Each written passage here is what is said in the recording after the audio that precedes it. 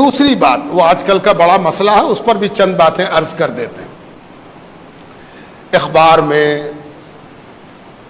Electronic media میں، social media پر ایک بات بہت گشت کر رہی ہے کہ سرکار یونیفارم سول کوڈ کی بات کر رہی ہے۔ یونیفارم سول کوڈ یہ کیا چیز ہے بھائی؟ مسلمان کے بہت بڑے طبقے میں ایک پریشانی اور ہیجان لوگوں نے پیدا کر دیا کہ ہے کیا ہوگا، کیسے ہوگا؟ تو پہلے تو یہ سمجھنا چاہیے کہ جو لوگ یہ سب کام آج کل کر رہے ہیں وہ اپنے دیش کے لیے بہت ایماندار نہیں ہیں، بڑی ایمانداری اور سچائی کے ساتھ یہ کام نہیں ہو رہا ہے۔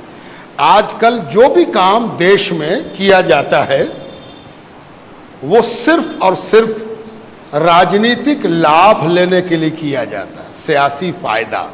کیسے ہم کسی کام سے سیاسی فائدہ اٹھا سکیں، یہ پہلا مقصود ہوتا ہے۔ دکھایا ہی جاتا ہے کہ ہم عوام کے بھلے کے لیے کر رہے ہیں، لیکن یہ سیکنڈری بات ہوتی ہے۔ کیوں ہم ایسا کہہ رہے ہیں یہ بھی جان لیجیے۔ کوئی یہ کہے کہ یونیفارم سول کوڈ کے مطلب یہ ہے کہ ہندوستان میں رہنے والے سب لوگوں کے لیے قانون ایک ہوگا، تو مجھے تو بڑی ہنسی آتی ہے کہ کیا آج دو ہے؟ ہم مقدمہ کریں گے تو میرا کوٹ الگ ہے، کوئی غیر مسلم ہم پر مقدمہ کرے گا تو اس کا کوٹ الگ ہے، مسلمان کے لیے قانون الگ ہے، ہندو کے لیے قانون الگ ہے، عیسائی کے لیے قانون الگ ہے۔ کیا بات کر رہے ہو بھائی؟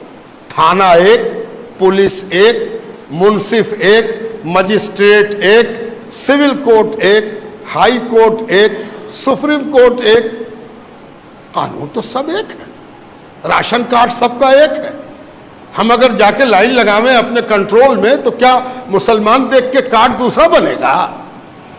ٹیکہ پڑا ابھی کووڈ-19 کا، کووڈ-19 کے نتیجے میں لوگ مرے تو دھرم دیکھ کے نہ کوئی مرا اور دھرم دیکھ کے نہ اس کو ٹیکہ پڑا۔ پورے ہندوستان میں رہنے والے تمام بھارت واسیوں کے لیے ایک قانون ہے، ایک بات ہے۔ لیکن ایک بات یاد رکھیے، آپ تو سب مسلمان ہیں، کوئی آپ کے گھر پر گیا تھا کہ سب لوگ گول ٹوپی پہن کے آئی ہو، ہے نا؟ کوئی گول پہن کے آیا، کوئی پلے والی پہن کے آیا، کوئی اونچی پہن کے آیا، کوئی نیچی پہن کے آیا۔ اس کا تعلق قانون سے نہیں ہے، اس کا تعلق آپ کی ذاتی پسند سے ہے۔ آپ کی ذاتی پسند ہے کہ ہم گول ٹوپی پہنے، آپ نے گول پہنا، کون آپ کو روک دے گا؟ اگر روکتا ہے کوئی تو اس کے مطلب یہ ہے کہ اس کا دماغ کھسک گیا ہے نا؟ جیسی ٹوپی پہننا آپ پہنی، یہ آپ کی پسند ہے۔ یہ ہنگامہ مچا دینا کہ یونیفارم سول کوڈ یہ ایسا ہے کہ سب کو ایک کر دیا جائے گا، یہ دراصل دو مقصد سے کیا گیا۔ اس مقصد کو جان لیجیے۔ پہلا مقصد یہ ہے کہ آپ بے چین ہو جائیے، گھبرا جائیے، کیا ہوگا، کیسے ہوگا، کیا کریں بھائی، بولو جلدی سے ہم کیا کریں۔ تو کچھ لوگ لگ جائیں گے کہ ایسے موبائل پر میسج کرو، ایسے فلانا کرو، یہاں پر جمع ہو جاؤ، یہاں پر لیٹ جاؤ، یہاں پر کھڑے ہو جاؤ، یہاں پر یہ بولو۔ یہ سب پریشان کرنے کی ایک صورت ہے۔ دوسرا مقصد کیا ہے؟ کسی کو خوش کیا جائے کہ ان لوگوں کو بہت کچھ مل رہا تھا، ہم ہی ہیں جو ان کا کاٹ رہے ہیں، ہم ہی ہیں جو ان کو ہم بے چین کیے ہوئے ہیں، ان کو ہم پریشان کیے ہوئے ہیں، ان کو پریشان کرنے والے ہم ہی نہ ہیں۔ تو دوسرا آدمی اکٹھا ہو گیا، سارے لوگ گلوبلائز ہو گئے، پولرائز ہو گئے کہ ارے یہ تو بہت اچھا کر رہا، مسلمان لوگ کو بہت فائدہ تھا، بہت بینیفٹ تھا، ہے نا؟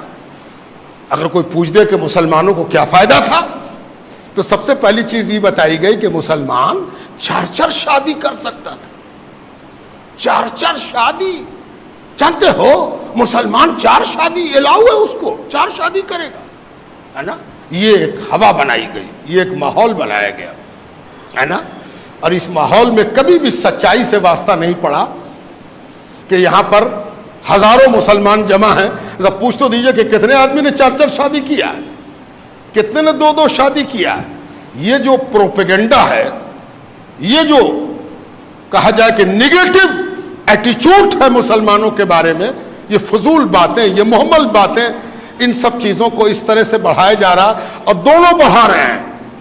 قانون لانے والا کہہ رہا ہے کہ ہم 4 شادی تو کرے نہیں دیں گے، اور ادھر سے بھی ایک گروپ کھڑا ہوگا کہ نہیں کہے کرے دو گے ہم کو، یہ تو میرا حق ہے، ہم کر کے رہیں گے۔ آپ بڑے بیدار مغز، سمجھدار، جانکار لوگ ہیں، ہم آپ کو بڑی سنجیدگی کے ساتھ یہ باتیں سمجھا رہے ہیں۔ یہ ایک بات یاد رکھیے اور بات ختم، وقت نہیں ہے، وقت زیادہ ہوا چاہتا ہے، گرمی بھی شدید ہے، اللہ تعالیٰ مہربانی فرمائے۔ ایک چیز ہمیشہ یاد رکھیے کہ جب بھی کسی چیز پر آپ ریئیکٹ کرتے ہیں، رد عمل آپ کا آتا ہے، کسی عمل کے نتیجے میں آپ رد عمل کرتے ہیں، کسی ایکشن کے نتیجے میں آپ اپنا ایکشن دکھاتے ہیں، ہے نا؟ تو ہمیشہ اس بات کا خیال رکھیے کہ اس کے پروگرام کا حصہ مت بنیے، جو وہ چاہتا ہے وہ مقام مت کیجیے۔ اس نے کچھ سوچ کے ایکشن لیا ہے، اس نے کچھ سوچ کے ہی فتنہ چھوڑا ہے، اس نے کچھ سوچ کے فلیتا لگایا ہے۔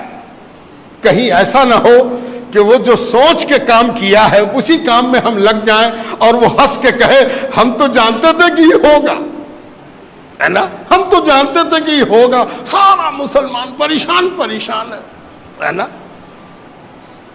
لا کمیشن، کانسٹیٹیوشن، ہندوستان کا آئین کیا کہتا ہے؟ ہندوستان کے آئین کا ایک آرٹیکل ہے 44 آرٹیکل، وقت نہیں ورنہ میں تو تفصیل میں جا کے آپ کو سناتا اور سمجھاتا بات کو۔ 44 آرٹیکل میں ہمارے آئین میں، ہمارا سمویدھان، اس میں ایک بات کہی گئی ہے کہ اس ملک کے رہنے والوں کے لیے ایک جیسا قانون ہوگا، ایک جیسا قانون ہونا چاہیے۔ بڑی اچھی بات ہے، اس سے کون انکار کرتا ہے؟ مسئلہ بات سے پیدا نہیں ہوتا، بات کے انٹرپریٹیشن سے پیدا ہوتا ہے۔ کیسے ہم اس بات کو لیتے ہیں اور اس بات سے کیا سمجھتے ہیں، اس سے مسئلہ پیدا ہوتا ہے۔ اگر کوئی کہے کہ اس پورے ملک میں ایک طرح کا قانون ہو، کون سی بری بات ہے بھائی؟ بڑی اچھی بات ہے۔ کالا گورا، لمبا موٹا ناٹا، غریب امیر، پڑھا لکھا کم پڑھا لکھا، سب کے ساتھ ایک ٹریٹمنٹ ہونا چاہیے، ہو اچھی بات ہے، کون مخالف ہے؟ اب اس کو ہم 2 طرح سے سمجھاتے ہیں۔ ایک مثال یہ ہے کہ اس کو ایک آدمی کہے کہ بھائی سب کے لیے تو ایک قانون ہونا چاہیے، تو آپ یہ کالر والا کرتا پہنا، یہ بغیر کالر کا پہنے ہوئے، یہ نہیں ہوگا۔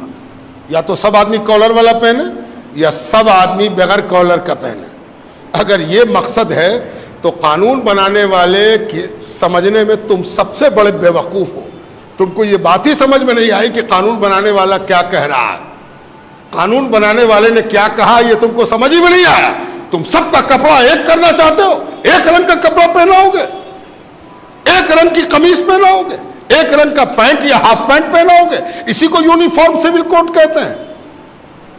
اصل مقصود اس کا یہ ہے کہ اس ملک میں ہر آدمی آزاد ہوگا کہ وہ جو کپڑا پہنے اس میں کالر ہو کہ نہ ہو، بلو ہو کہ اجلا ہو کہ ہرا ہو کہ نیلا ہو کہ پیلا ہو۔ یہ یونیفارم سول کوڈ ہے۔ یونیفارم سول کوڈ کے مطلب یہ ہے کہ ہر ہندوستانی کو یہ حق حاصل ہے کہ وہ اپنی طبیعت کے مطابق کپڑا پہنے، اپنی طبیعت کے مطابق لباس اختیار کرے۔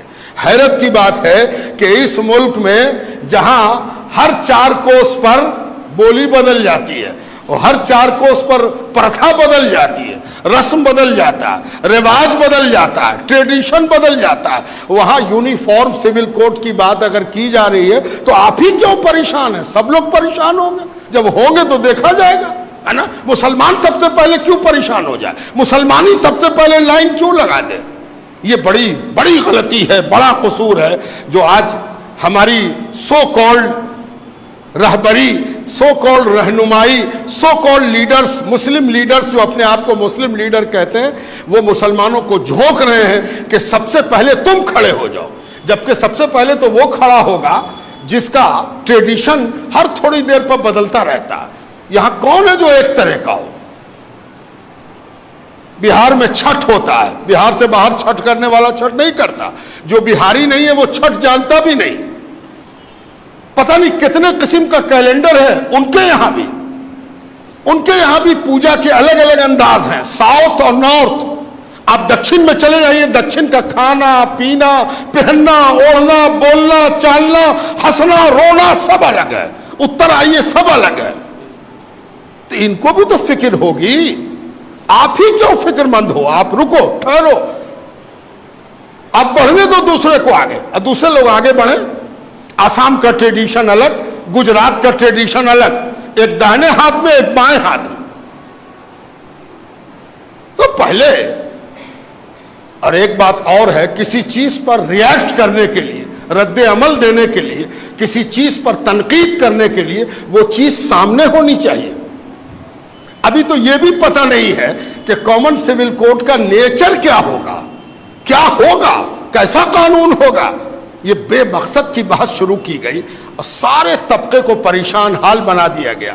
इत्मीनान रहिए, मुतमईन रहिए, अपना रिएक्शन देने में जल्दबाजी मत कीजिए, अपने आप को महफूज रखिए, घबराइए नहीं, ठहरे रहिए। कोई डरने और घबराने की बात नहीं है, इत्मीनान से अपने जगह पर रहिए।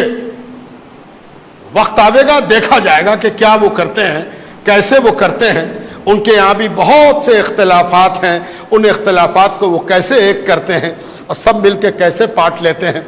जैसे आपके यहाँ विरासत का कानून है, वैसे ही उनके यहाँ भी विरासत का कानून है। वो भी अपनी विरासत के सिलसिले में अपना कानून रखते हैं। ईसाई का अपना कानून, हिंदुओं का अपना कानून, बौद्धों का अपना कानून, पारसियों का अपना कानून, मुसलमानों का अपना कानून। जब इस मसले में कोई नक्शा साफ होगा तब हम लोग रिएक्ट करेंगे और हम लोग इस सिलसिले में सोचेंगे। अभी बहुत ज़्यादा परेशान होना, अपनी हरारत बढ़ा लेना, अपना बुखार बढ़ा लेना, परेशान होना कि हमको क्या करना है। ये वोटिंग नहीं है कि हर आदमी जाके वोट दे आवे, रेफरेंडम नहीं है कि हर आदमी जाके अपनी राय दर्ज करा दे। इत्मीनान से बैठे।